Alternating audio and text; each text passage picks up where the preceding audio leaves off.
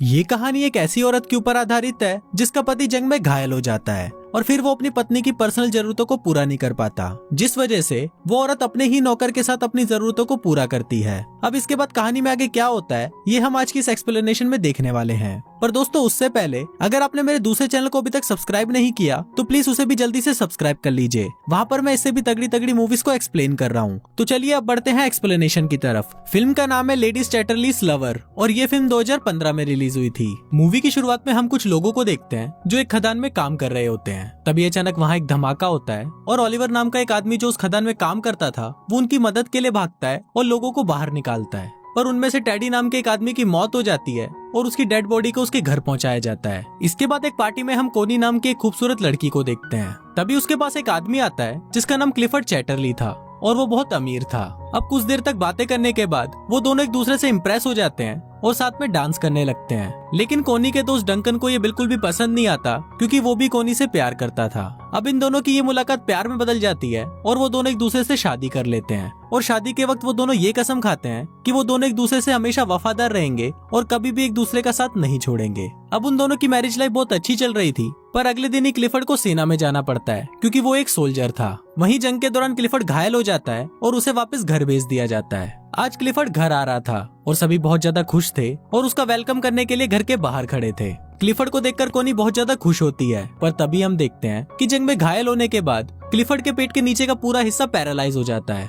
अब क्लिफर्ड अपनी हालत से लाचार था और वो सबको थैंक यू बोलकर अंदर आ जाता है। वहीं कोनी क्लिफर्ड को जिंदा देखकर खुश तो हो रही थी पर वो भी अंदर ही अंदर बहुत दुखी थी। उनकी खुशियों भरी जिंदगी में कभी ऐसा मोड़ भी आएगा ये किसी ने सोचा नहीं था। इसी बात से दुखी होकर क्लिफर्ड खुद को मारने की कोशिश भी करता है पर तभी कोनी उसे रोक लेती है और वो उसे विश्वास दिलाती है कि वो हमेशा उसके साथ रहेगी। अब इसकी दूसरी तरफ हम ओलिवर को देखते हैं जो अपनी मंगेतर को लेटर लिख रहा होता है। इस बार ओलिवर किसी खदान में काम नहीं कर रहा था बल्कि इस बार वो जंग में था। कुछ दिनों बाद जब ओलिवर अपने घर आता है तो वो अपनी मंगेतर को किसी दूसरे आदमी के साथ देख लेता है और वो उससे बिना मिले ही वहाँ से चला जाता है। कुछ दिनों बाद ओलिवर काम मांगने के लिए क्लिफर्ड के पास जाता है। फिर जब क्लिफर्ड उससे बात कर रहा होता है तब उसे पता चलता है कि ओलिवर जंग में उसी के अंडर काम कर रहा था। क्लिफर्ड इससे काफी इम्प्रेस होता है और वो ओलिवर को उनके पक्षियों का ख्याल रखने का काम देता है।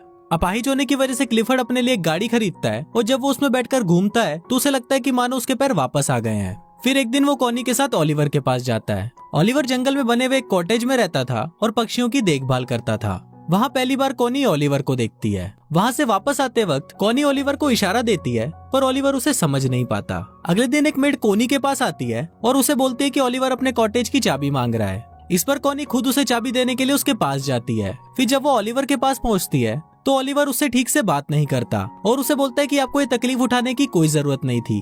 कोनी को भी ओलिवर के इस बिहेवियर पर गुस्सा आ जाता है और वो गुस्से में वहाँ से चली जाती है। अगले दिन ओलिवर कोनी को एक लेटर लिखता है जिसमें वो अपने बर्ताव के लिए उससे माफी मांगता है। इसके बाद कोनी फिर से उससे मिलने के लिए उसके कॉटेज में जाती है जहाँ ओलिवर अपनी शर्ट उतारकर काम कर रहा था। फिर जब कोनी उसके बदन को देखती है तो उसके भी तन बदन में आग लग जाती है। ये देखकर कोनी खुद को कंट्रोल नहीं कर पाती और वो ओलिवर के पास जाने लगती है पर तभी ओलिवर भी उसे देख लेता है और अपनी शर्ट वापस पहन लेता है क्योंकि वो कोनी की इज्जत करता था। कोनी को वो जगह बहुत पसंद थी इसलिए वो ओलिवर को बोलती है कि मैं हर रोज यहाँ पर पेंटिंग करने आऊंगी। इस पर ओलिवर उसे बोलता है कि मैं ये जगह आपके लिए साफ कर दूंगा और मैं किसी और जगह चला जाऊंगा। कोनी उसे बोलती है कि तुम्हें कहीं भी जाने की जरूरत नहीं है और तुम मुझसे इतना भाग क्यों रहे हो। यहाँ कोनी ओलिवर से गुस्सा हो जाती है और वहाँ से जाने लगती है लेकिन तभी बारिश आ जाती है इसलिए वो ओलिवर के साथ उसके कॉटेज में चली जाती है जहाँ वो दोनों आग जलाकर खुद को गर्म करने लगते हैं। पर तभी ओलिवर वहाँ से उठ जाता है क्योंकि वो कोनी के इरादे समझ रहा था। कोनी उससे पूछती है कि तुम मुझसे दूर क्यों भाग रहे हो तो ओलिवर उसे बोलता है कि मैं तुमसे दूर नहीं भाग रहा,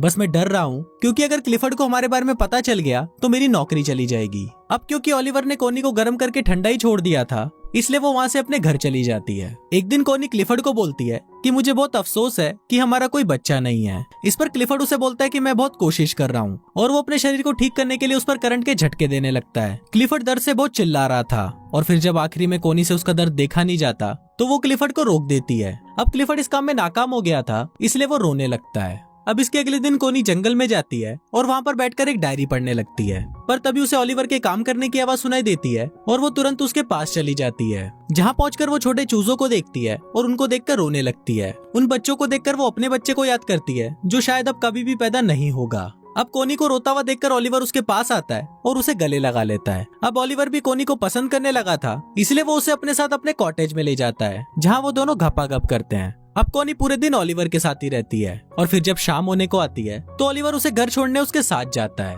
जाने से पहले कोनी ओलिवर से पूछती है कि तुमने जो किया है क्या तुम्हें उसका कोई पछतावा है, जिस पर ओलिवर उसे बोलता है कि नहीं, मैं तुमसे प्यार करने लगा हूँ और अब तुम सिर्फ मेरी हो। उसी रात बहुत तेज तूफान आता है और बादल गरजने लगते हैं। ओलिवर को कोनी की बहुत याद आ रही थी, इसलिए वो बहुत ज्यादा दारू पी लेता है। वहीं कोनी की नींद भी उड़ जाती है और वो भी ओलिवर की याद में सो नहीं पाती। फिर वो खिड़की से ओलिवर के घर की रोशनी को देखती है और वो खुद को रोक नहीं पाती और दौड़ते हुए ओलिवर के पास चली जाती है और उसे जाते हुए उसके घर की एक मेड देख लेती है। ओलिवर भी वहाँ कोनी का इंतजार कर रहा था और वो कोनी को बोलता है कि मुझे नहीं लगा था कि तुम मुझसे मिलने आओगी। इस पर कोनी उसे बोलती है कि मैं तुम्हें कभी भी अकेला नहीं छोड़ूंगी और फिर वो दोनों वहाँ पर घपाघप करने लगते हैं। एक दिन क्लिफर्ड के घर पर एक पार्टी होती है जहाँ पर डंकन भी आया होता है। फिर क्लिफर्ड देखता है कि कोनी और डंकन साथ में डांस कर रहे हैं और उसे ये देखकर बिल्कुल भी अच्छा नहीं लगता। अगली सुबह क्लिफर्ड कोनी को बोलता है कि तुम्हारे लिए तुम्हारे पति से ज्यादा इम्पोर्टेंट एक बच्चा पैदा करना है। कोनी हमेशा से एक बच्चा चाहती थी और क्लिफर्ड को लगता है कि इसीलिए कोनी डंकन के करीब जा रही है। पर इस बात से कोनी बहुत गुस्सा हो जाती है, जिस पर क्लिफर्ड उसे कहता है कि उसे इस बात से कोई फर्क नहीं पड़ता कि तुम किसी से भी बच्चा पैदा करो, बस वो बच्चा मेरा होना चाहिए। अब इस बात से गुस्सा होकर कोनी ओलिवर के पास चली जाती है और उसके साथ घपाघप करती है।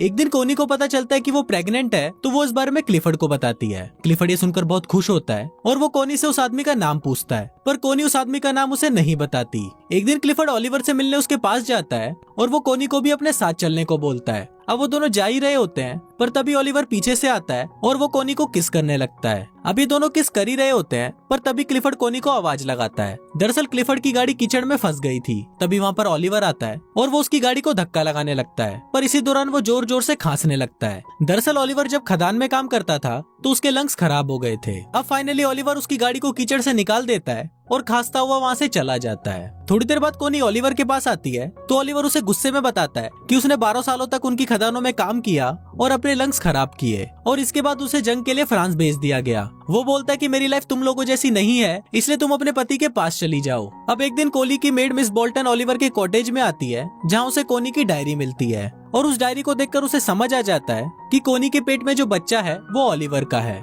एक दिन क्लिफर्ड आने वाले बच्चे की खुशी में अपने घर पर एक पार्टी रखता है, पर तभी वहाँ पर मिस बोल्टन आती है और वो क्लिफर्ड को बता देती है कि कोनी के पेट में जो बच्चा है वो ओलिवर का है। फिर जब कोनी क्लिफर्ड से मिलती है तो क्लिफर्ड उससे बहुत नाराज हो जाता है। इसके बाद कोनी मिस बोल्टन के पास जाती है और उससे पूछती है कि तुम्हें ये बात किसने बताई, पर इस पर मिस बोल्टन उसे कुछ नहीं बताती। अब कोनी को लगता है कि शायद मिस बोल्टन को ओलिवर ने बताया होगा, पर मिस बोल्टन उसे बोलती है कि उसने उसे कुछ नहीं बताया। अब इस पर कोनी रोने लगती है और वो उसे बोलती है कि मैं ओलिवर से बहुत प्यार करती हूँ। फिर मिस बोल्टन उसके पास आती है और उससे माफी मांगते हुए बोलती है कि जल्दी ओलिवर के पास जाओ वरना तुम्हारा पति उसे मार देगा। ये सुनकर कोनी भागते हुए ओलिवर के आउट हाउस में जाती है और देखती है कि वहाँ पर कोई नहीं था। ये देखकर कोनी रोने लगती है, पर तभी वहाँ पर ओलिवर आ जाता है और उसे देखकर कोनी उसे गले लगा लेती है। इसके बाद हम देखते हैं कि कोनी क्लिफर्ड के घर पर आती है, जहाँ कोनी उससे डिवोर्स मांगती है, पर क्लिफर्ड उसे मना कर देता है और ओलिवर को बुलाने के लिए बोलता है। पर फिर जब ओलिवर वहाँ पर आता है तो वो दोनों आपस में बहस करने लगते हैं और फाइनली कोनी और ओलिवर क्लिफर्ड के घर को छोड़कर चले जाते हैं। उनके जाते वक्त क्लिफर्ड वहाँ पर आता है और वो कोनी को तलाक देने के लिए मान जाता है। अब कोनी और ओलिवर क्लिफर्ड से बहुत दूर चले जाते हैं